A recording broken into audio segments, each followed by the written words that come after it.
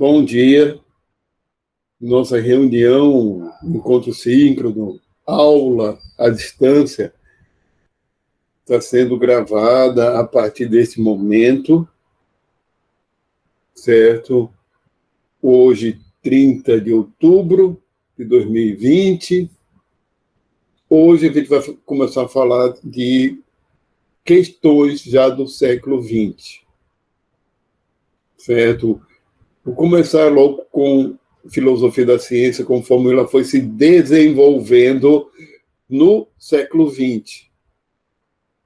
Né? Porque nossa disciplina é História e Filosofia das Ciências Naturais, é bastante ampla. E há muito conteúdo em questão só de história da ciência no século XX. É muita coisa mesmo. Eu vou sempre me concentrar, fora a filosofia da ciência, eu vou sempre me concentrar agora em biologia, do que aconteceu. O resto, realmente, falar de teoria da relatividade, mecânica quântica ondulatória, química, e própria genética molecular, etc. Tem muita coisa que vocês vão acabar vendo, por exemplo, genética molecular, etc. Muita coisa acaba dentro dessas próprias disciplinas. E mecânica quântica ondulatória, a teoria da relatividade de Einstein, e biografia dele, é muita coisa. Então, soma o resto, mas vamos dizer assim, dentro da filosofia da ciência, a gente pode citar alguns exemplos que ilustram, né, a própria história da ciência. Muita coisa, filosofia da ciência é baseada em história da ciência. E preparando essa aula, eu fui verificar algumas coisas, né, fazer uma atualização. Eu fui a atualização, por exemplo, um autor que eu já consultei, porque tem um livro, é Mário Bunge, que, aliás, eu uso o conceito de modelo dele para ilustrar, que eu acho que ficou bem, uma coisa para mim que está bem clara, o que significa um modelo científico. Aí acabei descobrindo que ele faleceu, realmente ele já estava muito idoso. Ele faleceu com mais de 100 anos, né? Ainda com 101, quase 101 anos, só 100 anos e uns meses. Ele faleceu no começo desse ano. Certo?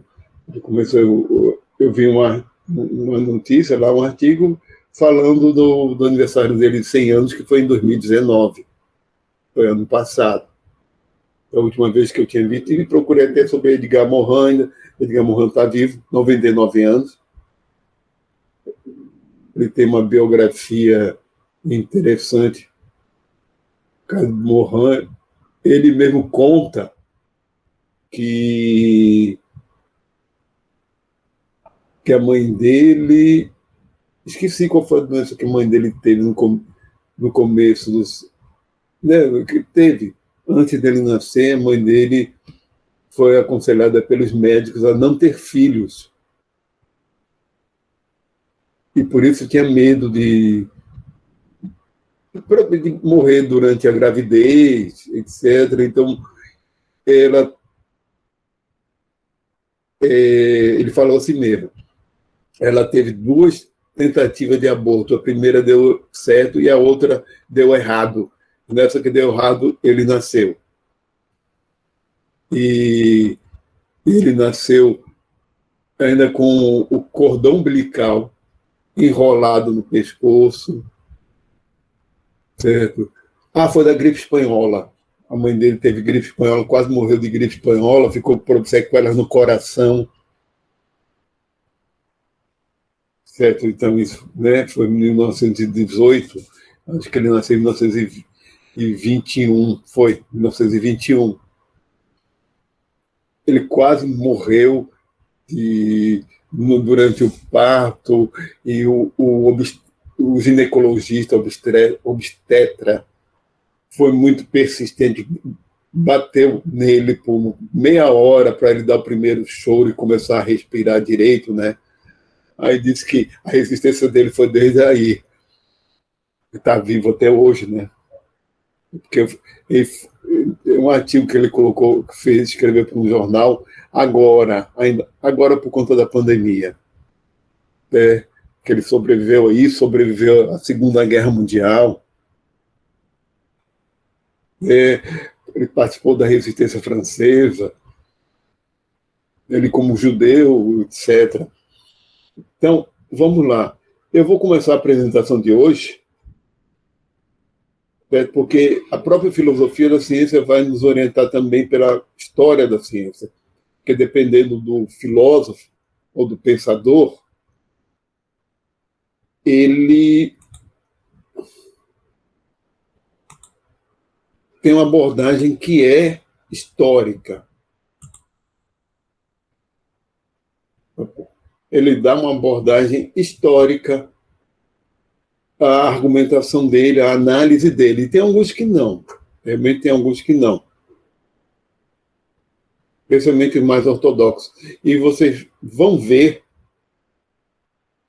que, às vezes, a postura de alguns cientistas, em termos filosóficos, é uma postura ou é uma visão mais ingênua do que seria a própria ciência. E isso porque eu já vi gente usando um tipo de argumento. E isso vale para a gente aqui, vale para vocês, certo? Vocês que estão como estudantes da área científica, que muitos de vocês acabam se tornando pesquisadores. Já vi um argumento dizendo, olha, quem melhor para saber o que é a ciência do que quem faz ciência, quem faz a pesquisa.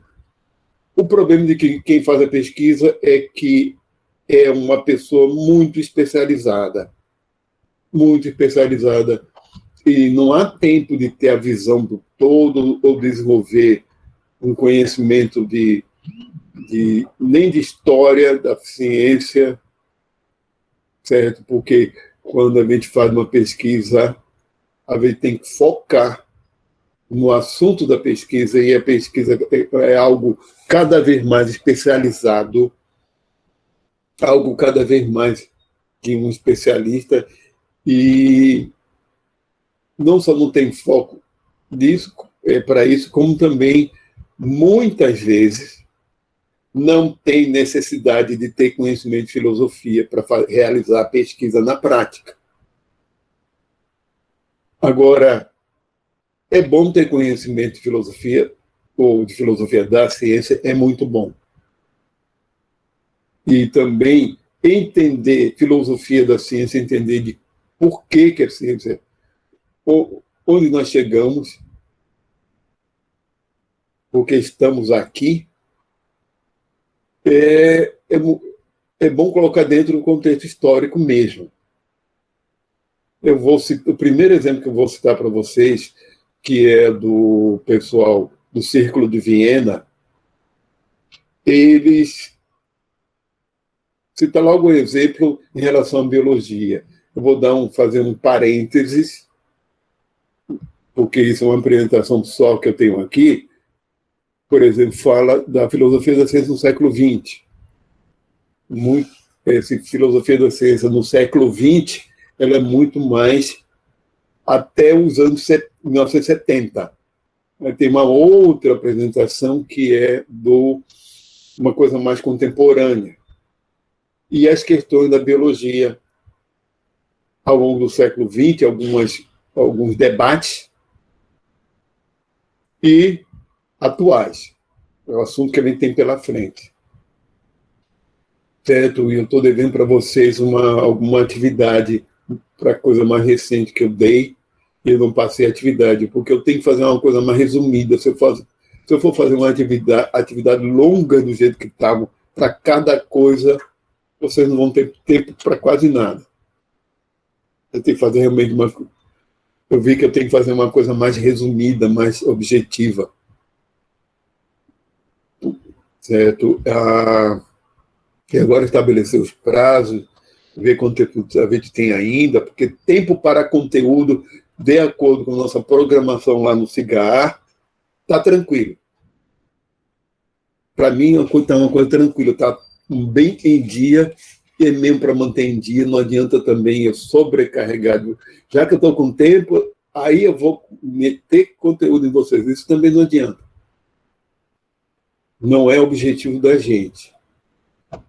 Olha, por questão didáticas, certo? A gente tem que equilibrar muito bem conteúdo e forma de apresentar esse conteúdo. A gente não pode... tá, mas isso eu não quero... Olha, estou dizendo que eu estou atualizado, mas não, eu não posso me comparar com os outros, não, porque até porque eu não conheço, eu não estou acompanhando os outros, eu estou pensando no meu conteúdo, ou nesse componente curricular. E ao pensar nesse componente curricular, a última atividade que eu passei para vocês está desatualizada. Pronto. Mas para eu atualizar, aí que tá. Se eu for passar no mesmo nível de detalhes de pergunta que eu fiz naquele lá, e vou estabelecer até onde é a primeira nota para fazer. Se eu for colocar naquele nível de detalhe, vai ter que ser muita coisa. Realmente, não é só ruim para vocês, não. É para mim também, para eu corrigir. Para eu corrigir vai ser complicado, né? Vai ser complicado. Então, questão. Agora, eu estou atualizado, sim, em termos de aula. Realmente, os alunos estão atrasados, estão mantendo em dia, o conteúdo está fluindo, certo?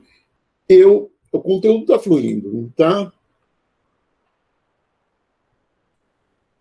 O conteúdo não estou com problema em relação a isso, certo? A gente aqui, por isso que eu disse, uma das vantagens desse formato para o professor é a eficiência, é o funcionar direito em termos de apresentação de conteúdo. O presencial é a coisa mais arrastada mesmo, bem mais difícil. Eu aqui sento aqui em frente a esse birô, tá com o PowerPoint ligado e pronto, e começo, né? Não, vamos lá. Eu vou aqui na apresentação de conteúdo, Filosofia da Ciência do século XX. Essa daqui. Olha, a primeira escola de filosofia da ciência se desenvolveu no começo do século XX. Digamos assim, a gente pode dizer que é a primeira escola de filosofia da ciência. Questões de filosofia da ciência já eram antigas, mas ainda não se tinha um grupo organizado, digamos assim, não tinha uma escola, um grupo coeso de gente que tenha se reunido, gente que tenha se reunida para organizar e colocar um posicionamento específico. E a primeira escola, que é o Círculo de Viena, certo? Eu achei essa foto dele, de gente da Universidade de Viena. Era formado especialmente por filósofos e físicos, né, que foi cerca de 1922 a 1936. Moritz Schlick, Herbert Feigl, Viktor Kraft, Philipp Frank, Otto Neurath, Kurt Gödel, Rudolf Carnap, Felix Kaufmann, Friedrich Waismann e Hans Hahn. Popper começou aqui, não está nessa foto, porque Popper, acho que ele se rompe logo com Karl Popper, rompe logo com o pessoal. E aí um dos motivos por que ele se rompeu justamente foi a ascensão do nazismo. Pelo próprio sobrenome, vocês estão notando que o Popper era também judeu, Karl Popper, e se exilou na Inglaterra, na Grã-Bretanha, e se tornou, a gente vai falar sobre ele, teve até o título de cavaleiro, né? No final da vida era Sir Karl Popper. E Kaufmann, Feiger, Schlegel não tem muito certeza, Hahn, Weizmann, Gödel, matemático Kurt Gödel, do teorema de Gödel, eu sempre esqueço o nome daquele teorema, mas é aquele o teorema. Ele se tornou amigo de Einstein. Foi para os Estados Unidos também. Então, ele se dissolveu por causa da ascensão do nazismo. Aliás, já havia até um artigo irônico, um artigo jornalístico irônico, dizendo que, graças ao nazismo, houve uma ascensão da ciência nos Estados Unidos e no Reino Unido. Porque a fuga de cérebros foi enorme. A fuga de cérebros na Alemanha e na Áustria foi enorme, certo? Justamente por causa das atitudes, por causa de um posicionamento que nós vamos ver ainda no século XX. A gente vai ver duas coisas opostas que aconteceram em termos de genética humana no século XX. Uma delas foi a ascensão da eugenia e a outra do lisenkoísmo, ou lisenquismo, na União Soviética. Duas coisas opostas e pseudocientíficas.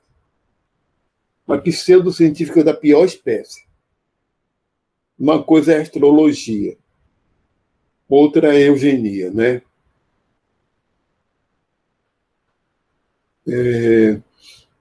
A questão mas vamos voltar aqui, porque não há tempo de falar de biografia de cada um deles, etc. Mas também não é objetivo, certo? A questão o grupo formado principalmente por físicos e matemáticos, que, inspirado no grande sucesso da física do começo do século XX, certo? Acharam a necessidade de se ter uma forma organizada de dizer o que é ciência e o que não é. É uma das primeiras questões da filosofia da ciência quais os critérios para se definir o que é ciência. Definir mesmo, ou ter exatidão. Dizer, tal teoria científica, a outra não é. Ou avaliar teorias, né? Quais os critérios para se avaliar teoria científica? Por que uma teoria é melhor que a outra? Ou mais científica, ou seja, o que for, é preferível usar uma teoria em relação a outra. Isso vai muito além daquilo que é chamado na Vale de Ockham, porque na Vale de Ockham não é apenas uma regra metodológica. Uma regra metodológica em relação a hipóteses, em relação a explicações provisórias. Se você tem mais de uma, tem duas ou mais explicações para um fenômeno, você escolhe a mais simples, mas é uma regra metodológica apenas. Não garante nada que a mais simples seja a correspondente a alguma realidade. O que é? Então, como avaliar teoria científica? Como saber se a teoria da relatividade, por exemplo, é mesmo científica? E a psicanálise e outras teorias, certo? Por mais que Freud tenha desejado criar uma teoria científica, A psicanálise é muito mais um método de psicoterapia, certo? Mas o conteúdo teórico em si, muita gente, o próprio Mário Bunge, considera pseudocientífico, só para ser bem polêmico, né? A psicanálise realmente é difícil defender a cientificidade dela, porque o que Freud queria inicialmente era desenvolver uma teoria psicológica com base científica, com base na fisiologia, só que não havia condições na época de ter uma neurobiologia, certo? Então, realmente, uma teoria psicológica, sim, para ser científica, ela tem que ter fundamentos na neurobiologia também. E isso é só uma coisa bem mais recente em relação a Freud. Agora, isso é uma coisa, método psicanalítico ou método psicoterapêutico é outra, né? Tem sua funcionalidade técnica, em termos instrumentais. Mesma coisa, Marx, a gente vai ver daqui a pouco as críticas que Popper fazia à psicanálise, ao marxismo, etc. Que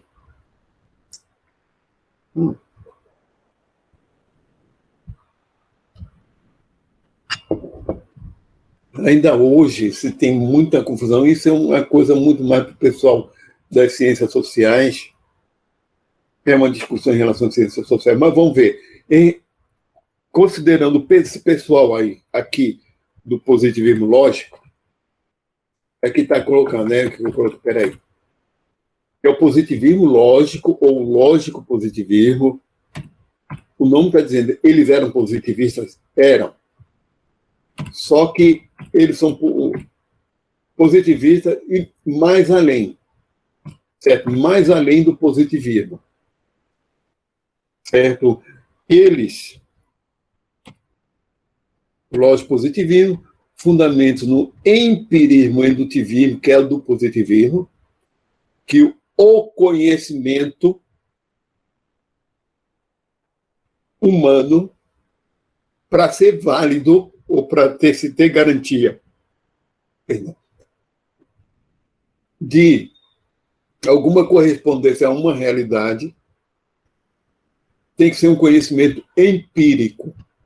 Então, a ciência é nossa forma de conhecer a natureza. E não existe outra. Nada de metafísica, nada de religião. De fato, o empirismo, ou a ciência empírica, é a nossa forma de conhecer a natureza, inclusive a natureza humana e social. Nossa forma de conhecer tem que ser científica. Então, nisso, o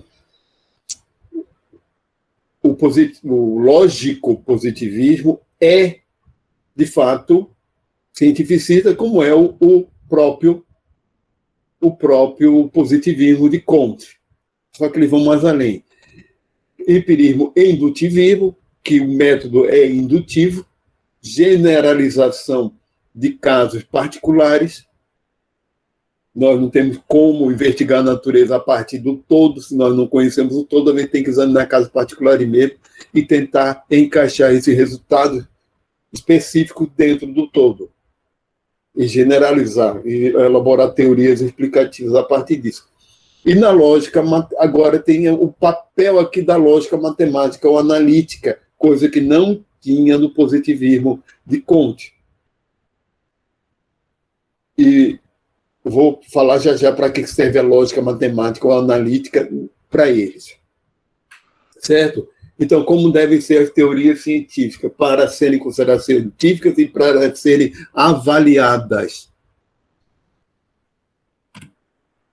Então, baseadas em hipóteses comprovadas empiricamente. toda teoria é como se fosse elaborada a partir de hipóteses comprovadas empiricamente, e essas hipóteses funcionariam como axiomas matemáticos. Se a hipótese já é devidamente comprovada, elas podem ser esses fatos comprovados. Falar em fatos comprovados fica algo redundante. Mas tá. Ou seja, não pegar hipóteses que não tenham sido comprovadas para elaborar uma teoria. Não encaixar todas as hipóteses que são usadas para elaborar uma teoria científica têm que ser empiricamente comprovadas e funcionam, então, como axiomas em relação às teorias, como axiomas matemáticos, que você não precisa mais questionar, usa aquilo como algo verdadeiro e elabora uma teoria. As preposições da teoria também vão, no final das contas, depois de elaborada, têm que ser analisadas logicamente. Ou seja, a teoria é formada por 2 pontos. A parte de fatos, de dados, etc., é tudo empírico. Mas a análise é a partir de uma linguagem matemática. O que a matemática e a lógica fornecem não é a realidade, fornecem a linguagem. Certo? Eu me lembro meu professor de filosofia, certo? Que ele não era positivista, professor de filosofia do ensino médio. Tanto é que ele era professor de religião também. Certo? Ele tinha católico. Então, ele fazia suas críticas ao positivismo de uma forma, digamos assim, compatível com o ensino lá, o ensino médio, meu segundo grau. Então, e ele dizia assim,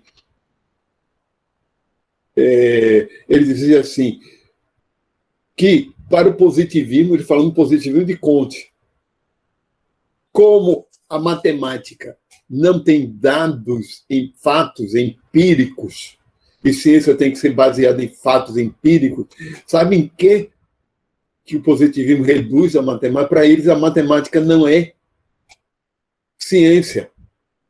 Ele falava de uma forma assim, não é ciência, matemática não é ciência, como for absurdo isso. De certa forma é. Então, sabe o que eles acham que a matemática é? Linguagem. Ele falava assim mesmo, um jeito que me lembrava que Ariano Suassuna. Sabe que um jeito que lembra, né? Um jeito assim, meio assim, daquele jeito, quando criticava alguma coisa. E reduziram a matemática, a linguagem, para justificar que ela não é feita de dados empíricos, não pode ser ciência. Dessa mesma forma, o positivismo lógico também considera que a matemática fornece as ferramentas de linguagem e não, ou seja, do nosso raciocínio, e não conteúdo empírico. Né? Esse negar o status científico da matemática, segundo esse meu professor, Augusto Burle, era o nome dele, ele faleceu, eu procurei, poucos anos atrás, eu fiz uma investigação, acho que ele faleceu em 2006 ou 2009. Está uma notícia no jornal, um site lá em Pernambuco, apareceu. E, sim, de fato, a gente tem autores atualmente que consideram lógica, matemática, cibernética, dentro das chamadas ciências formais. Elas não são ciências naturais e nem sociais. São chamadas ciências formais, que têm estatutos. Tem o status, né, diferente das ciências naturais, que são ciências empíricas. Mas dizer que elas não são ciência também, eu acho que é demais. E a questão da metafísica, etc., não é que a filosofia como um todo seja falsa, mas ela é destituída de significado. Ela destituída de significado quer dizer o quê? Que ela não tem como nós termos a vinculação da metafísica a uma realidade empírica, de acordo com o lógico positivismo. Então, vou falar o seguinte: o lógico positivismo, eles assumiram uma posição ortodoxa em relação à ciência e às teorias científicas, que é mais radical ainda do que a de Comte. Eles pegaram o positivismo comtiano e foram além. Certo? E foram além, foram mais. Né? Então,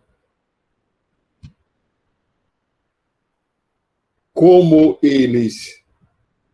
Depois disso aqui. A influência que eles tiveram, perdão, foi especialmente de matemáticos do século XIX, de filósofos matemáticos do século XIX, que desenvolveram a lógica analítica, como Frege, Peano, italiano, matemático língua italiano, matemático, já mais recente aqui, o Hilbert, que era alemão, então é David Hilbert, o britânico, filósofo, ensaísta, Russell, né, Bertrand Arthur, William Herschel, e também no trabalho da primeira fase do filósofo austríaco, que é Ludwig Joseph Johann Wittgenstein. Ele tem uma biografia meio estranha, etc. Até porque, para ser coerente, eu me lembro da disciplina de filosofia da ciência que eu fiz lá na USP, o professor falando dele, Marcos Barbosa de Oliveira, meu professor de filosofia da ciência na USP, que ele fala um pouquinho da biografia. Ele tem uma história meio estranha, até porque ele era de família muito rica e, para ser coerente, ele negou totalmente a riqueza da família. Ele trabalhou como auxiliar de jardineiro, ele abandona a família mesmo e trabalhou e foi viver, para ser coerente com o pensamento dele, e termina a vida como professor de escola primária, coisas desse tipo. E na primeira fase dele, ele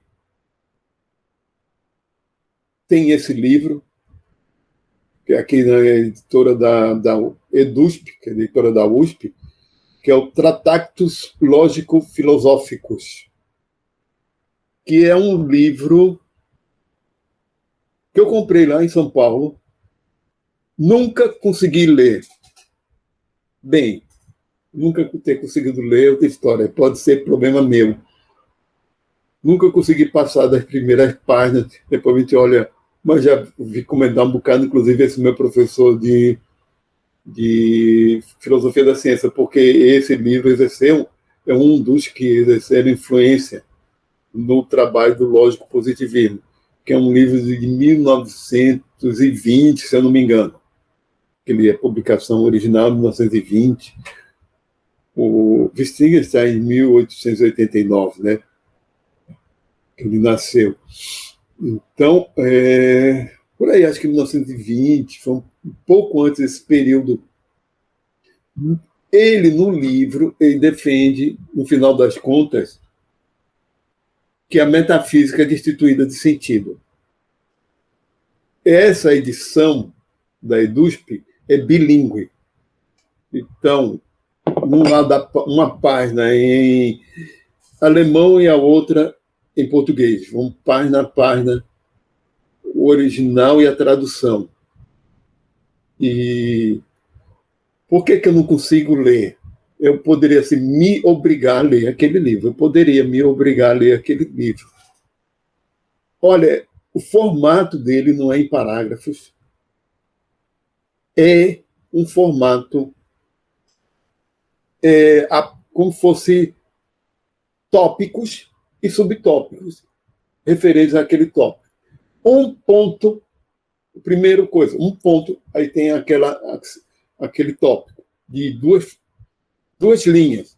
Aí 1.1, 1.2, 1.2.1, e assim ele vai desdobrando a cadeia de argumentação dele. Primeiro, a partir do referente ao tópico 1, depois 2, e eu acho que são 9, no final das contas. Então, é um texto meio estranho para a gente. É uma coisa meio estranha, como texto. Tem que ler com... Então, e no final das contas, a mensagem do livro é o seguinte, porque ele, ao defender o livro dele, ele dizia o seguinte: olha, esse meu livro é para acabar, o que eu fiz um trabalho minucioso, que não é longo, para resolver para sempre a questão da filosofia. Para ser um livro. Ele não conseguiu, mas tinha essa pretensão. Porque ele desencadeia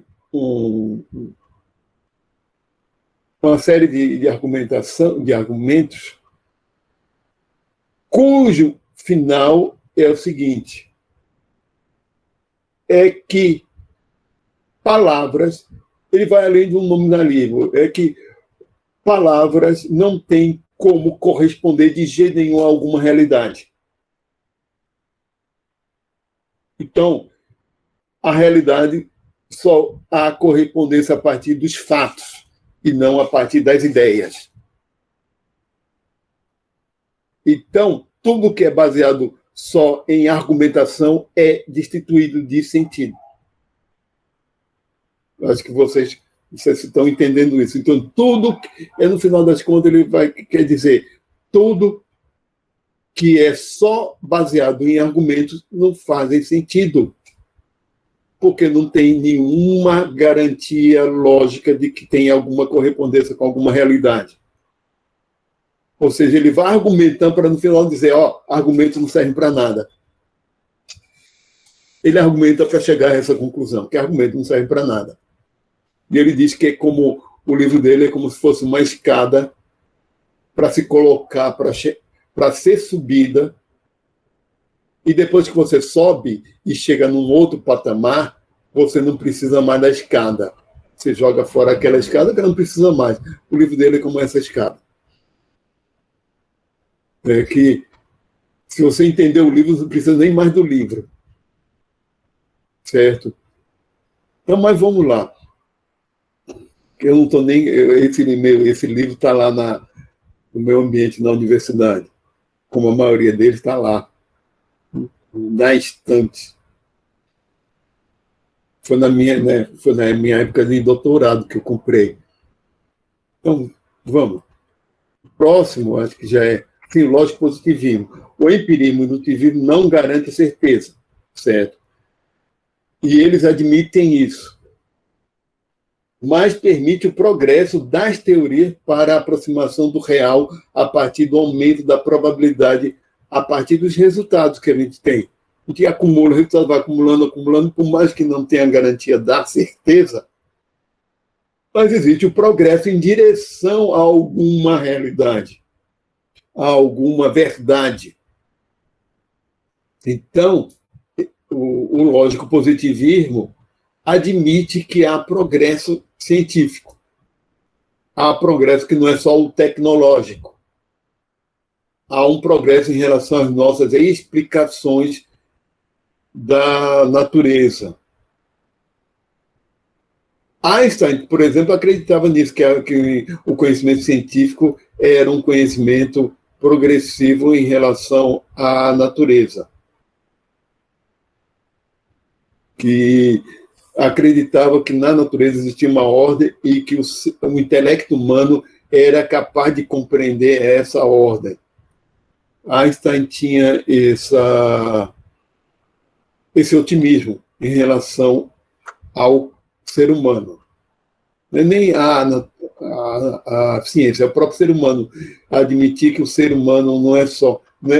é capaz de entender o universo, entender quais as leis fundamentais do universo, certo? Porque muita gente pode questionar isso. Não, nós somos capazes de entender até um certo ponto. A gente pode argumentar, né, que, olha, nós não somos perfeitos, nós não somos oniscientes. Então, nosso conhecimento vai ser sempre limitado de acordo com nossas capacidades. Nós temos um pensamento de fluxo temporal, que segue um fluxo temporal da irreversibilidade do nosso próprio complexo, nosso próprio processo. O próprio processo cerebral está submetido ao nosso processo metabólico, que significa o quê? Um fluxo. Nada garante que haja esse fluxo no nível universal, cósmico, de passado, presente e futuro, ter esse fluxo, porque na realidade o que nós sentimos é só o momento presente, porque existe um fluxo, a gente tem referência ao passado por termos memória. Não só o ser humano, né? Isso, a aprendizagem, memória, certo? Isso é característico de todos os vertebrados e de muitos outros animais também, que têm um sistema nervoso desenvolvido, a ponto de gerar influências do meio ambiente em relação ao comportamento. Que até insetos tem aprendendo processos, artrópodes, cefalópodes, tem algumas formas de aprendizagem, alguns, até o Aplysia, que é uma lesma do mar, se demonstrou isso, a Aplysia californica. Esse é outro motivo. Então, há um progresso cumulativo da ciência. A lógica e a matemática são as linguagens que permitem a formulação das teorias. Eu vou dar uma pausa aqui nessa apresentação, nessa parte deles.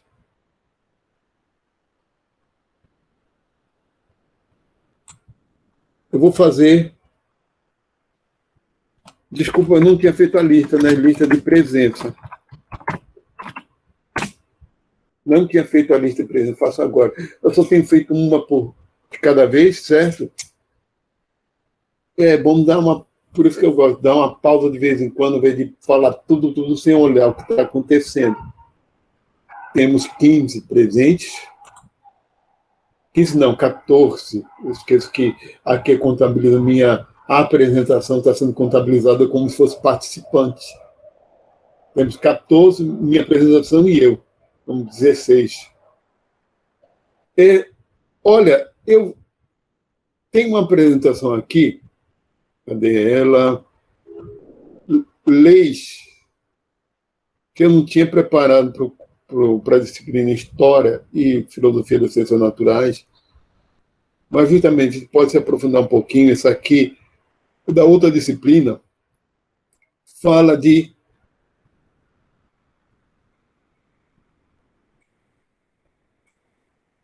um pouquinho mais curta aqui, de leis e teorias em biologia. Olha, eu vou colocar isso aqui porque já que a gente falou do positivismo lógico,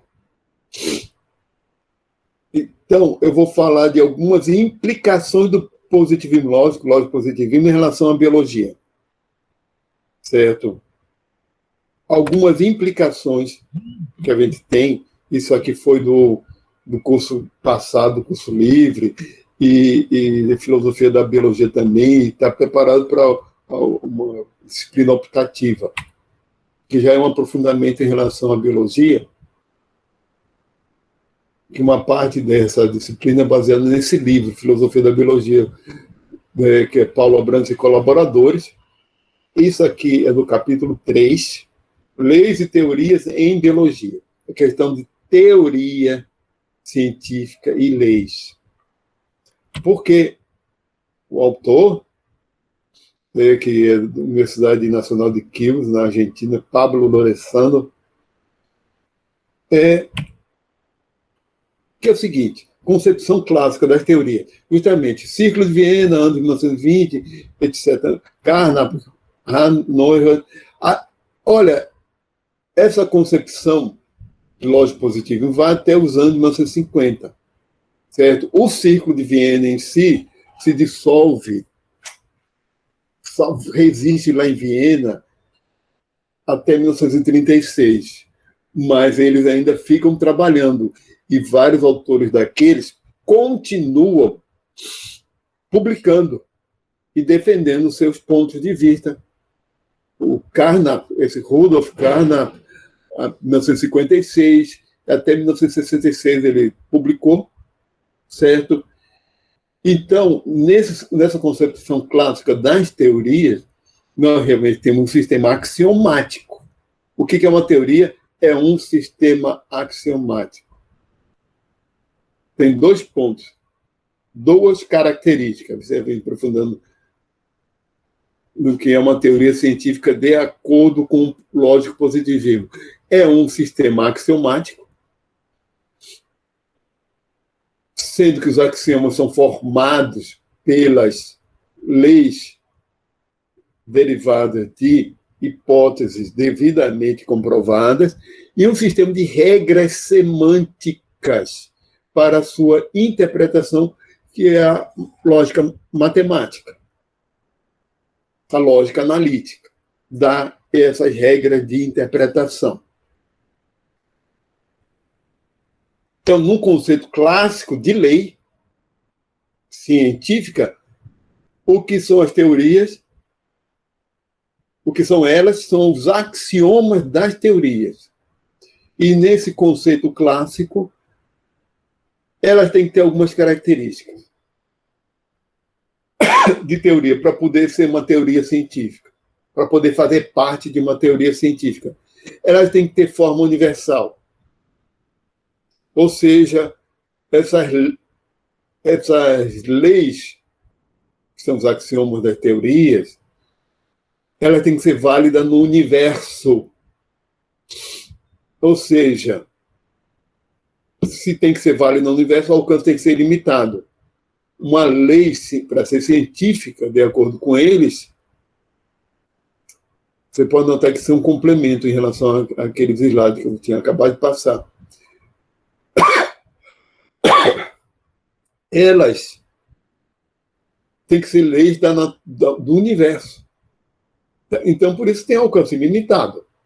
Elas têm que ser válidas tanto na Terra quanto em qualquer planeta que a gente vá descobrir, em qualquer sistema planetário. Não designa objetos particulares. É lógico, não se diz respeito a coisas particulares. Essa matematização da teoria não permite isso. Ela tem que ser, de fato, um conceito abstrato, geral, universal, não é nem geral, é universal. A palavra correta é essa, universal. Também a terminologia tem que ser termos gerais. Todas essas 4 características, elas estão implicadas uma na outra. Que a própria terminologia tem que ser geral, não pode se referir a coisa particular, porque as leis não dizem respeito a coisas particulares, e sim a coisas universais.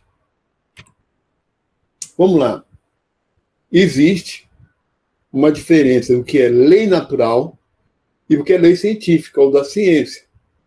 Certo?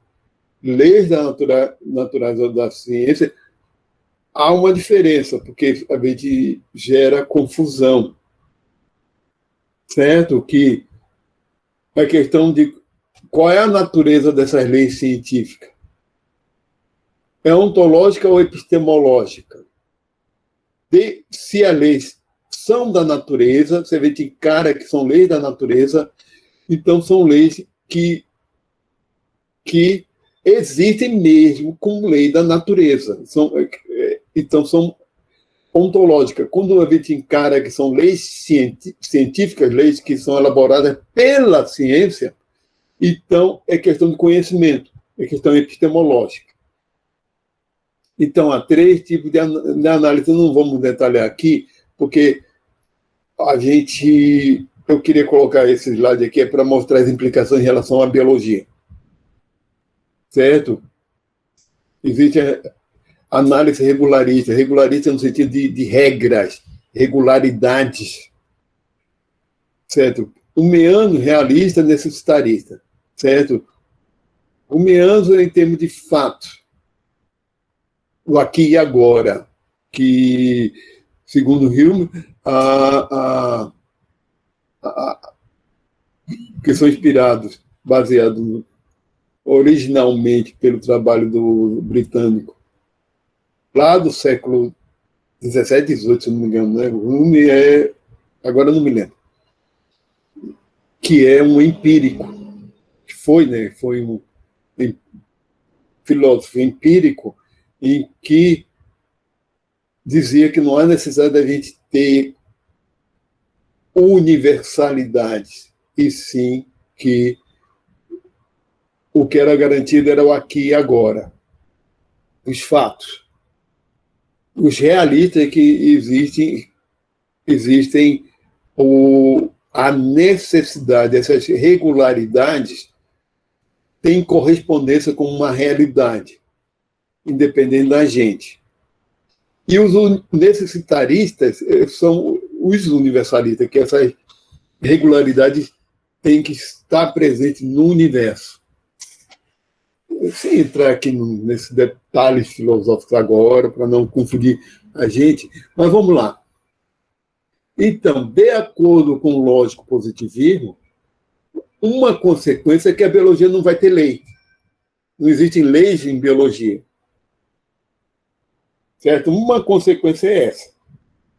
Se a gente for ver no sentido estreito do que é teoria e leis pelo lógico positivismo, por essa concepção, não existe leis em biologia. Por quê? Autores mais recentes ali que seguem o positivismo lógico diz, por exemplo, que a biologia não é universal. Não pode ser considerada universal porque a gente não sabe como é que é a vida em outros planetas.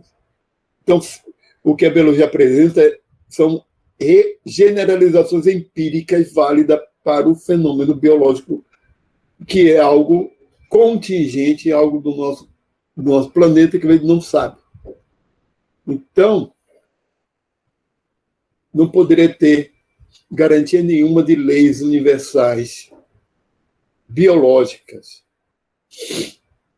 E esse outro autor fala da necessidade que os fenômenos puramente biológicos não são necessários em termos universais, porque são contingentes, porque são produtos da história, da evolução, e por isso não são necessários. Mesmo na Terra poderia ser diferente. Se a Terra tivesse sido um planeta que permitisse a vida, mas com outras condições originais, outras condições causais, outros que é chamado as condições iniciais do planeta, gerasse outra química, poderia até permitir a vida, mas a vida seria baseada em outro tipo de código de informação hereditário, que não o nosso, que não isso. Então, algo contingente. No próprio planeta, pode depender de muitas condições originais para se ter o fenômeno biológico. Então, do ponto de vista deles, biologia não é uma ciência universal. Então, por isso, biologia não tem, de fato, essas leis da natureza que tem que ser leis válidas no universo todo, como são as leis cosmológicas, como são como é Einstein, ou como é a mecânica quântica ondulatória, porque aí se sabe, pode garantir muito bem que um átomo, que as partículas elementares, foram formadas matéria e a antimatéria em oposição, que são as partículas opostas, e como é elétron e o pósitron, etc., são universais. Então, as leis envolvidas na mecânica quântica ondulatória, na teoria da relatividade, são leis universais. Enquanto que os fenômenos biológicos são fenômenos daqui da Terra que nada garante a outros. Então, são, como ele colocou aqui, que no máximo generalizações empíricas, generalizações do que acontece aqui na Terra, do fenômeno biológico. Mas vou continuar. Defesa da existência de leis em biologia. Russ, Manson e Carey faz críticas Marx e a Beatty. Brandon Sobel faz críticas ao próprio trabalho deles. Aqui existe uma crítica que é direcionada a eles, porque a argumentação é o seguinte, porque a argumentação, perdão, o trabalho deles apresenta a biologia de uma forma muito simplificada. E isso, o próprio trabalho desses caras é criticável por ter uma abordagem biológica muito cheia de buracos, digamos assim. Cheia de buracos, e esse povo que criticou aqui criticaram o próprio trabalho dele. Olha, você não sabe o que é biologia. Questão de essa exigência que seja universal está um pouco demais, né? Brandon fala sobre leis biológicas não empíricas ou a priori. Fala que existe sim leis, que no fenômeno biológico há leis esquemáticas, sem conteúdo empírico, que não são generalizações por empírica, e com capacidade aplicativa e preditiva. A lei, sim. Vamos citar um exemplo dessas leis. Eu queria ver agora. Peraí, vou ver se tem exemplo. Porque tem coisa aqui que realmente eu estou talvez exigindo demais agora, mas vamos lá.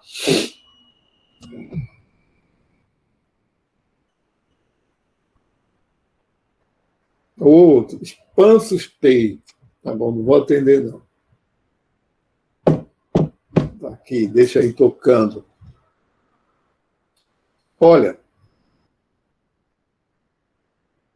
o que eles argumentam que o fenômeno biológico tem características universais. E isso é o que importa, universais do próprio fenômeno biológico. Há generalizações que não são simplesmente generalizações de dados empíricos, que dependem de contexto, de certo contexto. Sim, existem generalizações, como é a genética, como é o funcionamento. Por exemplo, a própria seleção natural, a própria teoria da evolução, ela tem a capacidade explicativa e preditiva, e não é necessariamente uma generalização de conteúdos empíricos. A teoria da evolução é algo fundamental. É algo que faz parte do fundamento desse processo biológico e algo muito mais amplo do que os próprios fenômenos biológicos, certo? Sempre cito, agora eu estou realmente pensando num exemplo, que por mais que a química na Terra tenha sido algo contingente, etc., mas tem coisas que seriam inevitáveis para poder formar a vida. E o que eu estou falando não é moléculas do tipo água, etc. Não. Realmente dificilmente teria vida sem água. E provavelmente outra vida em outro planeta terá água, porque é uma molécula estável e é uma molécula que existe, não só existe na Terra, certo? E é um líquido que permite que outras moléculas interajam de forma complexa com ela. É um líquido que permite uma reatividade química muito boa, essa nível, capacidade de reatividade. E o que interessa para formar um ser vivo é, entre outras coisas, ter organização. E essa organização não precisa ser necessariamente baseada em água, mas é mais provável que seja em água mesmo, mesmo sendo em outro planeta. Mas tem uma outra coisa, por exemplo, quando você... Olha, o monossacarídeo mais abundante da biosfera é a glicose. Considerando também que ele é um monossacarídeo presente em polissacarídeos. Ele, como constituinte de polissacarídeos, ele é bastante abundante, que é o amido, o glicogênio. Celulose é um polímero de glicose. E um monte de moléculas de carboidrato tem glicose no meio. Certo? Estamos falando disso, a presença da molécula na biosfera é muito disseminada, muito ampla, e ela é como? Não estamos falando dela isolada, mas ela na presença de outras moléculas, fazendo parte. Então, é um monossacarídeo mais abundante da biosfera. Aí eu pergunto para vocês, adivinha qual é o monossacarídeo mais quimicamente mais estável? É a glicose. Isso eu aprendi no livro de Química Orgânica, não foi no livro de Biologia. Certo? Ela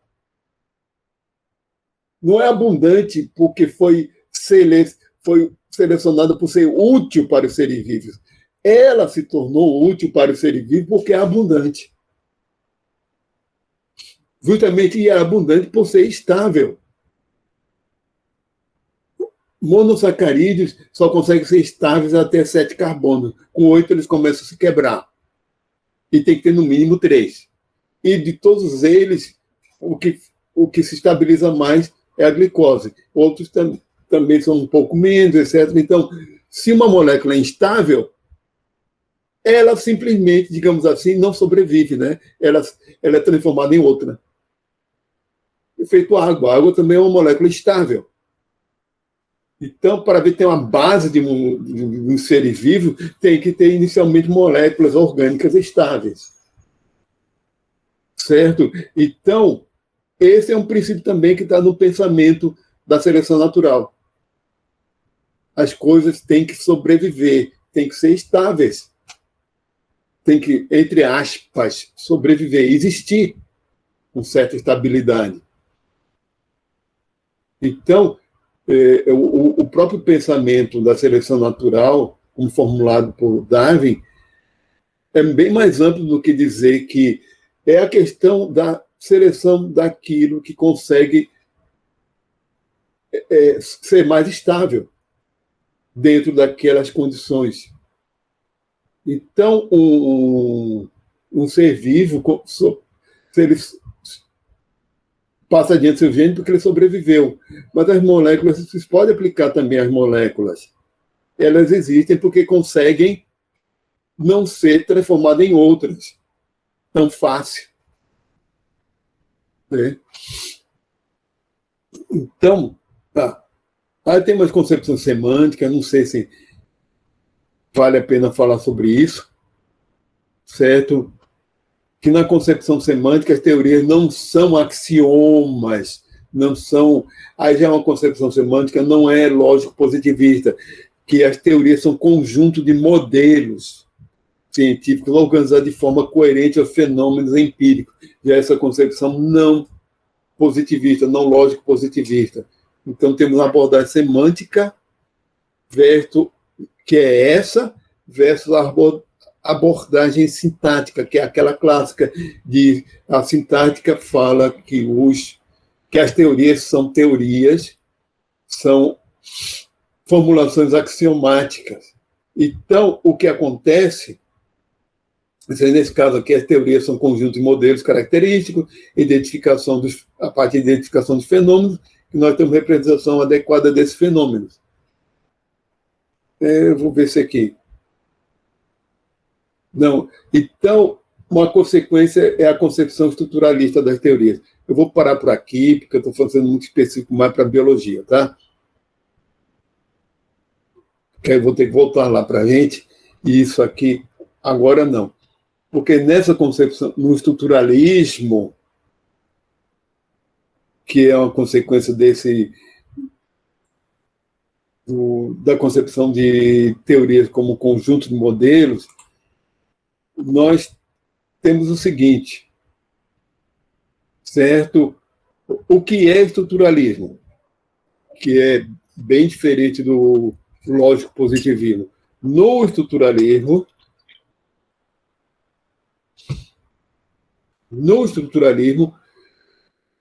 nós temos as teorias como conjunto de modelos que podem ser explicados em termos de regras do funcionamento do sistema, que podem ser reduzidos às regras de funcionamento. Em outras palavras, aos algoritmos, que essas regras de funcionamento são as estruturas.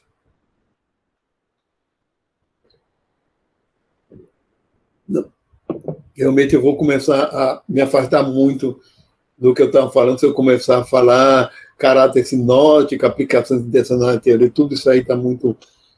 É o objetivo desse. Tanto é que essa apresentação não foi para essa aula, mas o que já é para a filosofia da biologia.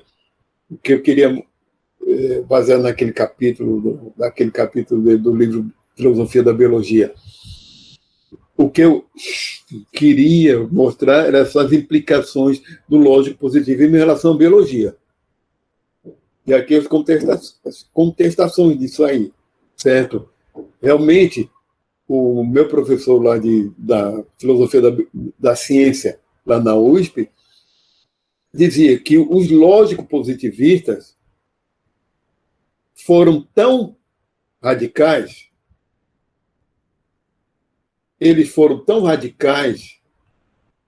que fracassaram.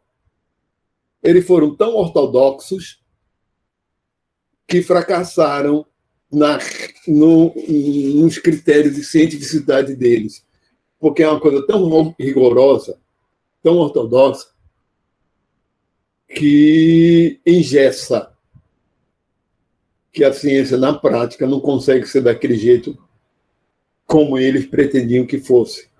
Então, pouca coisa... Olha, porque, pessoal, é o seguinte, as teorias científicas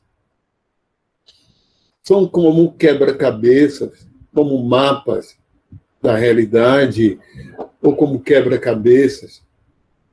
O trabalho de pesquisa é como montar um quebra-cabeças. Certo? Ficam peças faltando. E a própria teoria já prevê quais são as peças que estão faltando, mesmo que a gente não tenha encontrado ainda as peças. A gente consegue, a partir da teoria, com as poucas peças que a gente conseguiu montar, mesmo com os buracos, a gente consegue fazer uma formulação teórica. A história tem mostrado isso. Consegue ter formulação teórica que preenche aquele espaço. A teoria a tabela periódica de Mendeleev por exemplo, previu a existência de um monte de elementos químicos que não tinham sido descobertos ainda e foram descobertos depois. Era cheio de buraco naquela organização lá de Mendeleev da tabela periódica. Isso vocês devem ter visto em química. Eu não sei quantos elementos tinham, se eram 50, 60 na original. Na época de começo do século XIX, na época de Lavoisier, era um pouco mais de 30, até o começo do século XIX. Depois se descobriu mais alguns, e foram elaborando, e a concepção de elemento químico é diferente da concepção de átomo e de teoria atômica. Teoria atômica é uma coisa que foi elaborada à parte e só no século XX se consolida a partir da mecânica quântica ondulatória, a partir de novos resultados empíricos no final do século XIX, a partir de elaborações teóricas.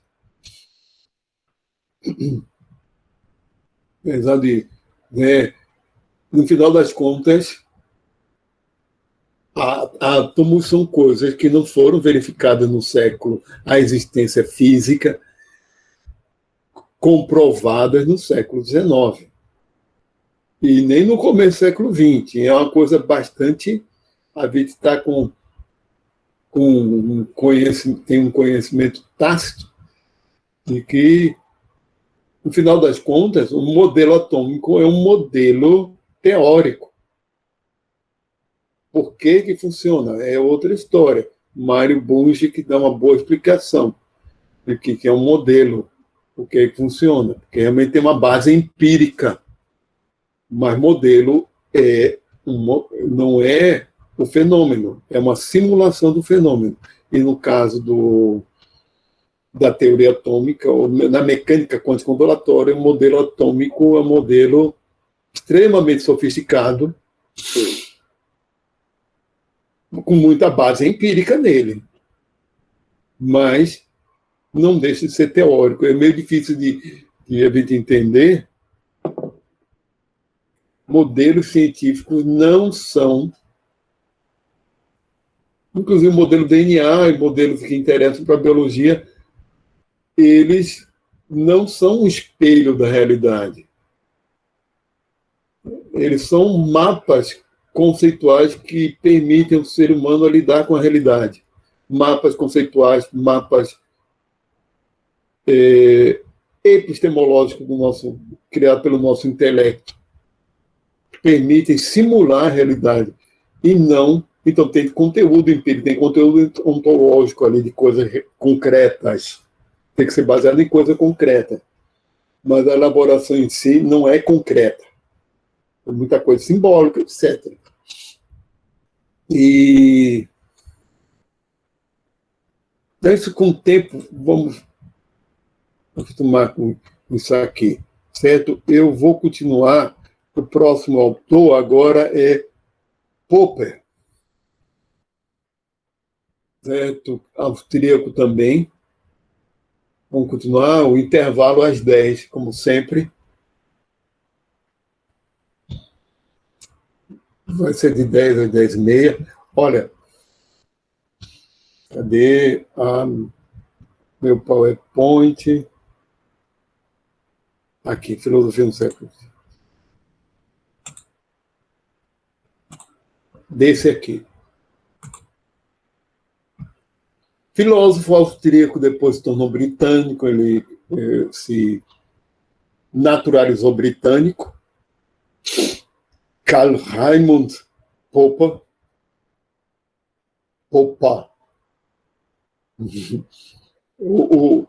A pronúncia alemã, às vezes, é meio estranha. É porque é A mesmo, esse R no final.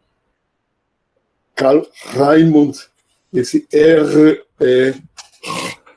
não é diferente do espanhol e do italiano. O R que é gutural.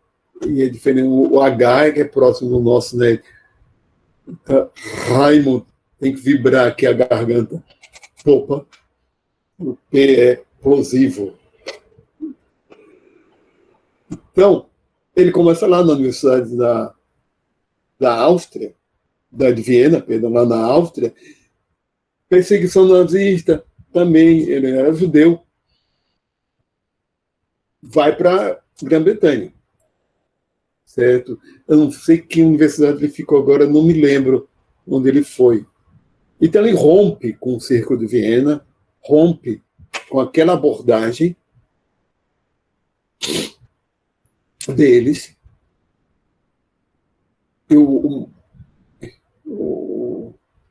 Esse livro aqui eu li, não é um livro fácil de ler, tem uma coleção de pensadores, a lógica da pesquisa científica. Olha, ele tem uma proposta de filosofia da ciência dele, é uma proposta normativa. É uma proposta que o interesse dele não era nem como a ciência é feita, e sim como a ciência deveria ser feita. Como deveria ser o método científico, a metodologia científica. Certo? Aí tem conjecturas e refutações. Naquela coleção de pensadores tem trechos desse livro aqui. Tem esse aqui, tem alguns textos que eu já li dele. Eu tenho esse livro, meu livro já está bem velhinho. Ele apresenta muito da parte metodológica, está aqui, na lógica da pesquisa científica. E aqui uma parte muito mais voltada para as ciências sociais, a sociedade aberta e seus inimigos. Está aqui, não sei se está dando para vocês lerem direito, mas Sir Karl R. Popper. Aqui já como título, já colocado nesse livro aqui, ele, com esse título, ele faleceu 92 anos, 91 para 92, já idoso, e tem um livro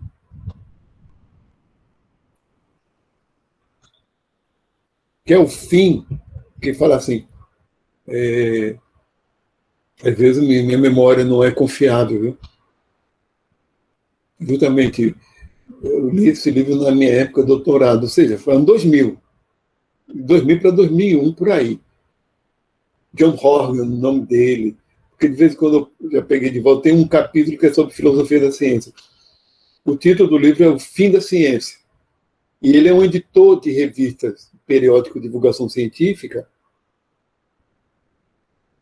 e ele fez entrevistas com cientistas sobre as questões das fronteiras atuais da ciência.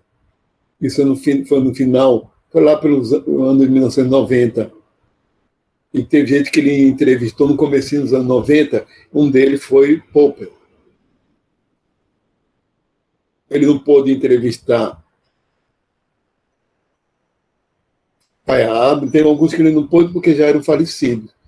Então, um deles que ele entrevistou foi o Popper. Aí, ler entrevista é uma outra coisa, porque a pessoa defende seu ponto de vista, que não foi bem interpretado. Paiab, por exemplo, que não foi bem interpretado, que não era, etc. Mas vamos lá. Qual é o trabalho dele? Qual foi o trabalho dele?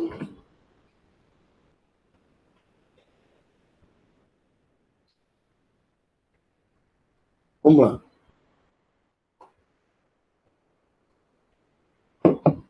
Ele retoma eu coloquei isso aqui só como uma observação. Ele e vários filósofos da ciência retomaram o pensamento, por exemplo, de John Herschel, que foi um matemático, um astrônomo britânico, que desenvolveu um conceito que há uma diferença entre o contexto da descoberta e o contexto da justificação. O contexto da descoberta tem muito a ver com a pesquisa científica em si, que pode não ser tão organizadinha, tão bonitinha no final das contas. E a justificação é como aquela pesquisa é organizada no texto, no artigo científico, em que essa organização, no final das contas, não reflete, porque, olha, no contexto da descoberta existe erro, etc., que acabam não indo para o artigo, no final das contas. Acabam não indo porque não interessa. Não interessa falar de experimento que der errado, coisa desse tipo, que não presta realmente em termos de... que pode ter sido um experimento, erro experimental simplesmente, e não erro, e não algo que tenha significado para a explicação científica. Então, o contexto da justificação é onde há elaboração da teoria científica a partir dos resultados experimentais. O contexto da descoberta tem a ver com os resultados experimentais, empíricos. Então, isso, uma curiosidade sobre Herschel é que foi um dos primeiros a observar ao telescópio Urano, e observou que Urano não é uma estrela, porque Urano não é visto a olho nu. Então, telescópios ruins já tinham visto Urano, mas pensava-se que era uma estrela, e ele observou que Urano não é uma estrela, é um planeta, porque começou a observar que ele move-se, é discoide, ao invés de ser cintilante, apresenta-se como um disco ao microscópio, ao telescópio, né? O telescópio apresenta-se como um disco que não cintila e ele tem uma trajetória independente das constelações. Então, ele não é uma estrela. Inicialmente, ele pensou que fosse um cometa. Depois de algum tempo se viu realmente, eu não sei se foi ele que viu que era um planeta ou foram astrônomos posteriores a ele. Porque em 1960, por volta da década de 1970 se estabelece que Urano é um planeta, mas só que esse exemplo de Urano vai ser útil para a gente, para o que eu vou falar depois. Justamente esse fato na história da ciência, porque Urano, como planeta, contradizia a gravitação universal de Newton. E o que o povo fez? Negou a gravitação universal de Newton? Não. Certo? Mas depois eu conto. Pierre-Maurice Marie Duhem, sei lá, pronunciando em francês é Duhem. H é mudo em francês. Aqui eu estou pronunciando como o nome dele fosse francês. Ele era francês. Físico e historiador da ciência. Que pela primeira vez quando vem uma palavra em francês, um nome em francês, tem a tendência a pronunciar, a aspirar o H. Não, H em francês é mudo mesmo. Mesmo em alemão, alguns são mudos, quando são entre vogais. Físico, historiador da ciência, que estabeleceu, no comecinho do século XX, que não existe observação neutra. A observação neutra faz parte dos preceitos do método científico positivista. Certo? Que não existe observação neutra. Neutra porque toda observação científica está impregnada pela teoria anterior. Está inserida dentro de um contexto teórico já. Já está inserida. Observação neutra, se observar na pureza e na ignorância, isso não existe na ciência. Você tem que ter um contexto teórico anterior à observação, que é o próprio contexto científico. O próprio cientista já está impregnado de teoria. Por mais que vá no futuro mudar, mas isso é outra história. o que a história da ciência tem mostrado, que os cientistas aperfeiçoam as teorias, e a mudança é algo extremamente raro. E a observação, por exemplo, quando você vai fazer uma observação de campo, observar uma espécie, você vai baseado no que você sabe já de zoologia. Então já tem uma teoria, e você vai com algumas hipóteses pré-formuladas de trabalho. Isso já é teórico. A observação totalmente destituída de teoria não é observação científica. Não pode ser observação científica. É uma contemplação. Eu estou sendo aqui meio... Eu falei um exemplo que eu acho que uma professora lá na USP não gostou muito, mas é o que vem na cabeça. Certo? Que a observação que uma observação sem nenhuma teoria não é observação. Então, será que não é possível? Não. Uma observação sem nenhuma teoria porque a teoria não tem que necessariamente ser científica, mas se você vai ao campo, vai fazer um experimento, vai fazer alguma coisa para observar, aquele contexto já é impregnado de teorias. Já é. Se você vai fazer observação sem teoria, é quase que não é observação científica, é uma contemplação. Não chega nem a ser observação que vai resultar. E uma contemplação é só perceptiva, né? É meditação. Então, toda observação está assim, impregnada de teorias anteriores, e da feita agora que a ciência está plenamente desenvolvida, é que é mesmo impregnada em teoria, não tem como. Não tem como. Então, as primeiras observações, até do próprio... Vamos voltar lá Leonardo da Vinci. Quando ele observava, ele tinha que já ter alguma coisa pré-formulada na cabeça dele para poder, nem que fosse a curiosidade dele. Como é que um beija-flor consegue bater as asas tão depressa?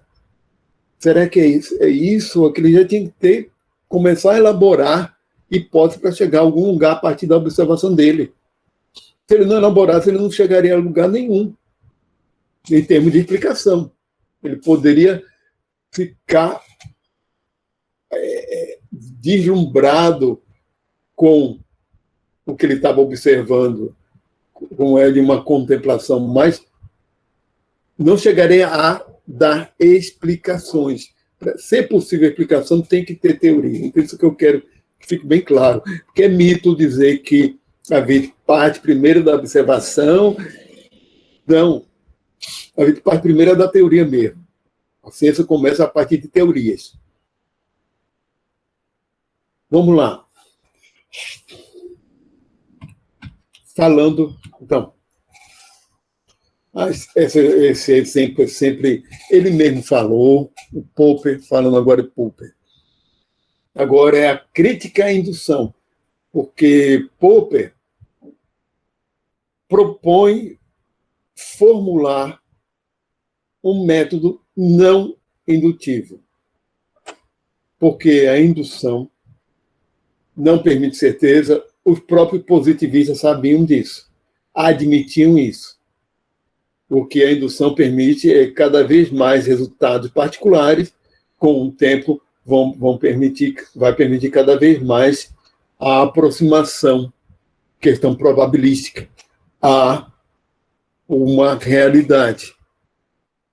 Popper diz isso não é válido, não há garantia nenhuma de estar havendo um progresso em direção a alguma realidade. Não só Popper, vários admitem a mesma coisa, que a indução realmente não permite e não há nenhuma garantia de progresso em direção a uma realidade. Então, esse exemplo dos cisnes brancos e negros é o clássico, é o exemplo clássico popperiano. Suponha que você acredite que todos os cisnes sejam brancos. todos brancos que você observou. Então, dizer que todo cisne branco é uma generalização da observação de seus particulares. O que acontece se você observar um negro? De acordo com Popper, cai por terra a sua teoria geral, ou sua generalização. Teoria geral não, mas essa sua generalização. Então, em termos lógicos, a indução não permite a certeza de que algo seja verdadeiro. Mas exemplos particulares permitem negar a generalização. Certo? Então, ele elabora uma metodologia que é baseado nisso, que você não pode ter certeza a partir de exemplos particulares, mas você tem a capacidade de refutar se você observa exemplos contrários à sua generalização, certo? Isso é questão lógica. Na prática é muito mais difícil. Na prática a coisa é muito mais difícil. Então, o próprio Popper foi muito criticado por isso, depois se defendeu. Não era bem isso, etc. Vocês não estão entendendo, mas vamos lá. Ele cria uma metodologia que é a partir de conjecturas e refutações. Conjecturas que as hipóteses são conjecturais, são conjecturas, são explicações realmente provisórias, e de refutações lógicas, já que você não pode ter certeza, não pode comprovar, mas você pode refutar. Você pode eliminar as hipóteses a partir dos resultados empíricos. Vai eliminando aquilo. E que ele chamou de racionalismo crítico. Então, ele elabora uma metodologia não indutiva, e sim racionalista, que resultados contrários à generalização permite que, por exemplo, você elabora hipóteses, conjecturas, e o seu resultado experimental nega essa sua hipótese. Então, já é uma hipótese a menos. Você elimina. E vai atrás de outra. E, no final das contas, o que acontece é o que não foi eliminado, o que não foi mostrado como, o que não foi refutado, o que não foi mostrado como falso, vai sendo corroborado. Ou seja, que a corroboração, porque já que não é possível ter certeza, então você não pode comprovar. Você pode, que a palavra mais adequada é corroborar, de acordo com Popper. Você pode... algo provisório. Então, que essa corroboração é o indicativo conjectural da verossimilitude da teoria em relação à realidade, da conexão da teoria com alguma realidade. E ela é válida enquanto for corroborada. Uma teoria científica é válida enquanto for corroborada. Einstein até hoje está sendo corroborado.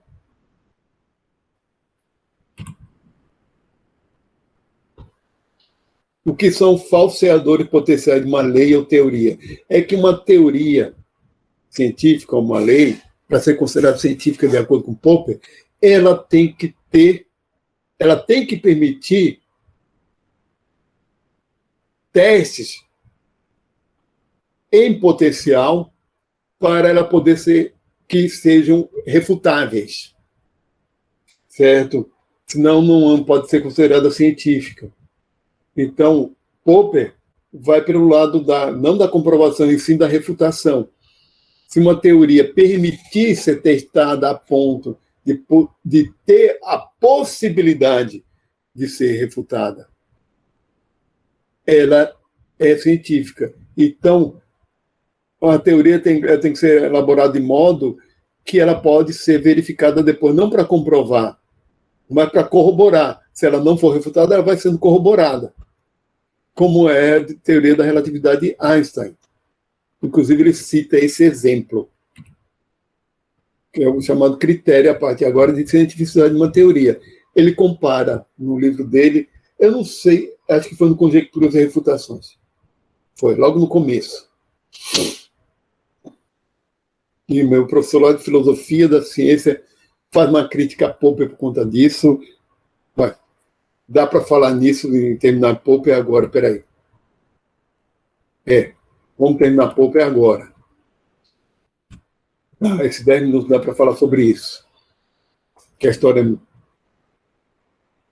é a seguinte. No livro, eu até esqueci de falar que naquele... Mas agora fala. Passar um pouquinho da ideia, não tem problema não. Esqueci de falar do posicionamento sociológico dele.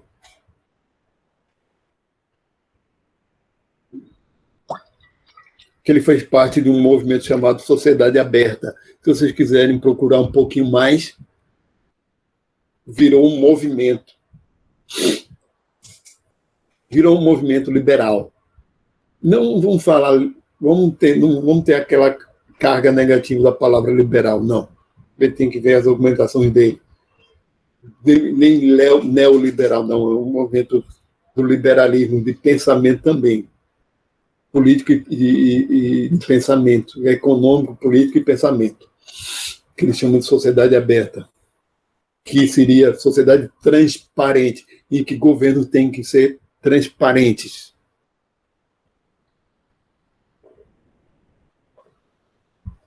No final das contas, nenhum governo é.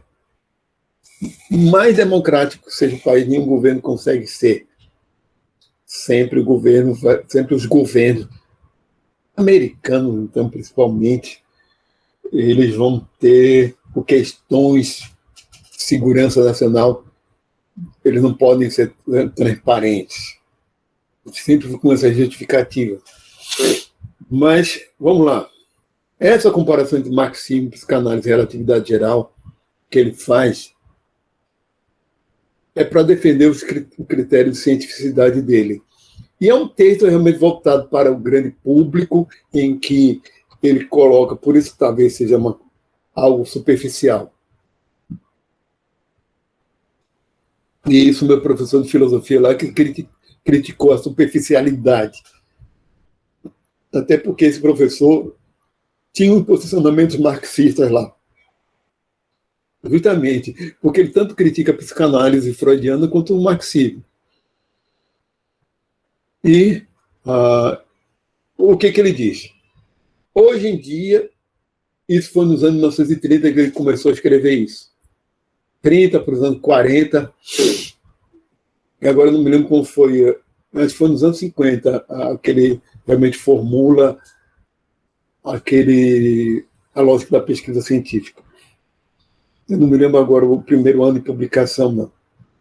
Mas, Conjecturas e Refutações, que é um livro anterior, ele diz assim, olha, quando eu comecei a procurar estabelecer critérios de cientificidade, que foi nos anos 1930,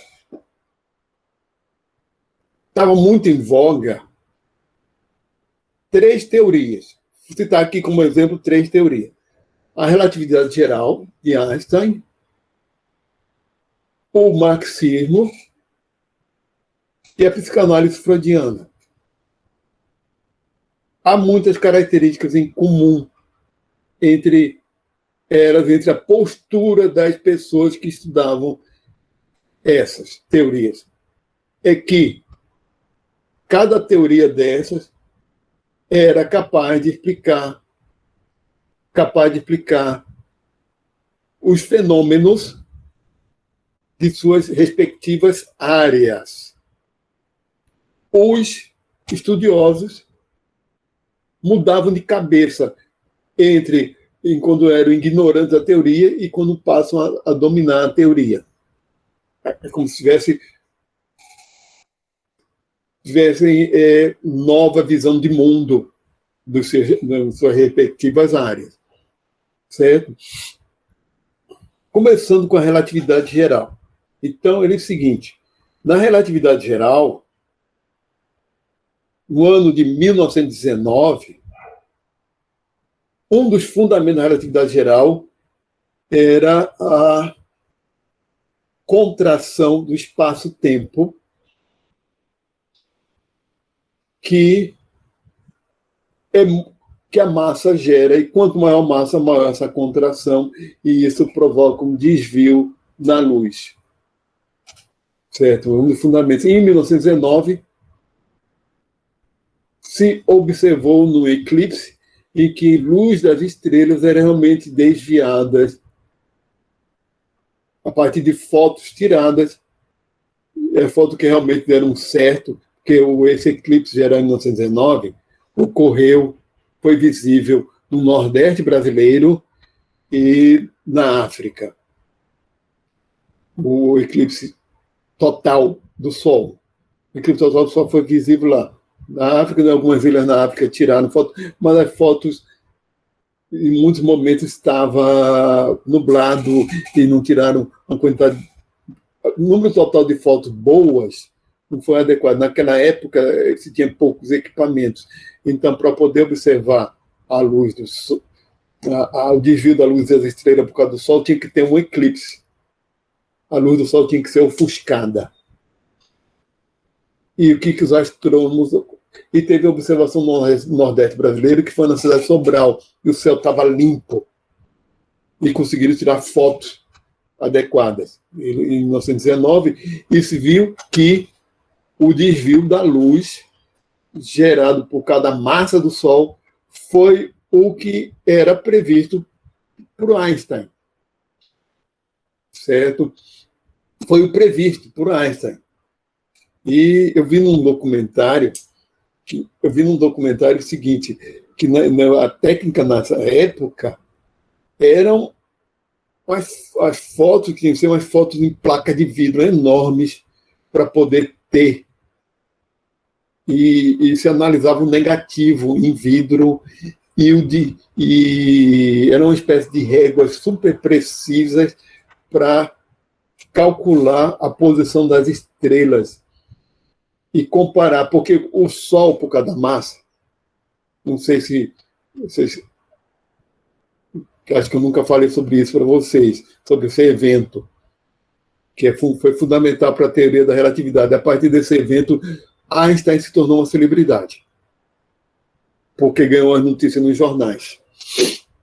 Certo? O que aconteceu é que, para a teoria de Einstein, a posição das estrelas sem o Sol seria uma, visível, da luz das estrelas visível para a gente. Com o Sol, há mudança por causa da massa do Sol. Não porque a massa do Sol atrai a luz das estrelas, e sim porque a massa do Sol deforma o espaço-tempo ao redor dele.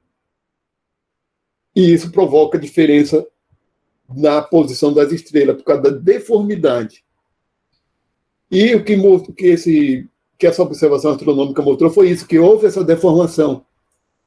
E era conforme esperado por Einstein. Mas é uma coisa minúscula, uma coisa que precisou de lentes para ver a diferença, porque a diferença em termos de sei lá, segundo, centésimo segundo de grau, em relação à posição das estrelas, foi uma coisa muito discreta mesmo, provocado pelo Sol, pela massa do Sol. E só era possível observar se tivesse um eclipse para poder tirar foto. Aí dava para comparar a posição das estrelas que seria esperada sem o Sol, que é a gente observaria à noite, e a observação com o Sol, que não é possível observar sem o eclipse. Tem algo tapando a luz do Sol, né?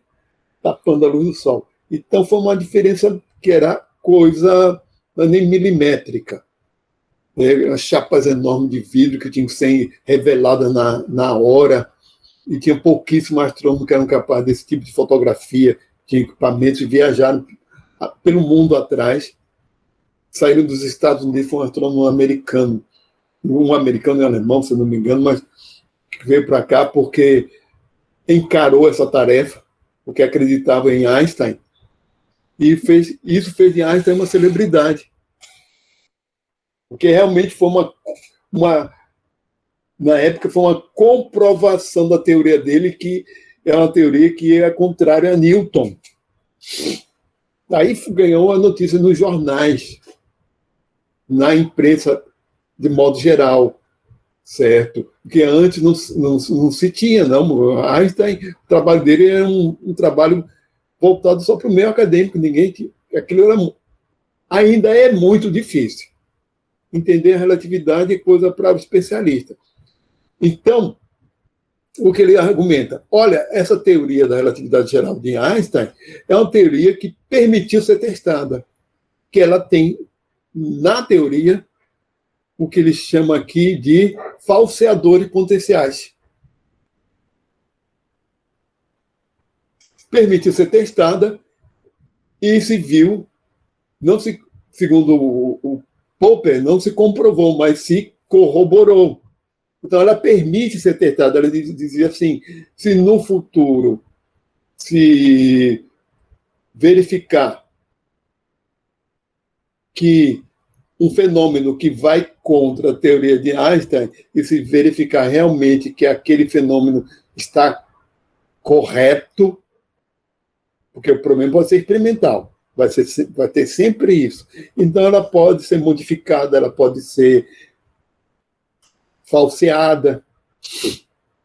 E aí ele completa dizendo que no marxismo não tem isso. Não tem falseadores potenciais, não é refutável, não tem refutabilidade, nem a psicanálise freudiana. São teorias que são elaboradas de forma a ter uma imunidade contra essa falsificação. Bem, essa é outra história. Realmente, do jeito que ele apresenta, do jeito que é apresentado no marxismo para Popper, ou a psicanálise freudiana, não tem falseadores, não tem como fazer teste, como criticar, ou seja, são teorias que são, do ponto de vista de Popper, do jeito que ele apresenta, são teorias dogmáticas.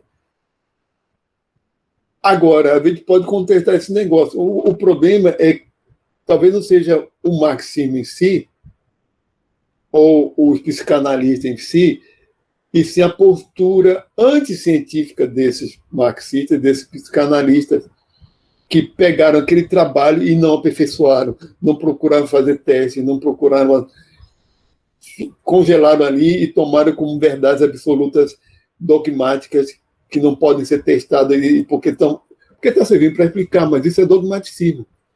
Usar uma teoria para explicar coisas simplesmente porque está explicando, né? Eu sei que a análise de Popper é superficial, que o problema não é tanto marxismo ou a psicanálise freudiana, certo? Agora, o Mário Burdi que diz que a psicanálise freudiana é pseudociência. Chama mesmo, pseudociência. Aquele filósofo argentino que faleceu esse ano, aos 100 anos de idade, pouco antes uns meses antes de completar 101. Mas a gente vai falar dele em outra aula. Vou dar. Olha, tem algumas coisas que eu vou falar depois, certo? Realmente, do ponto de vista de Popper, o problema é o dogmaticismo. O dogmaticismo não pode ser considerado científico. Parar aqui a apresentação.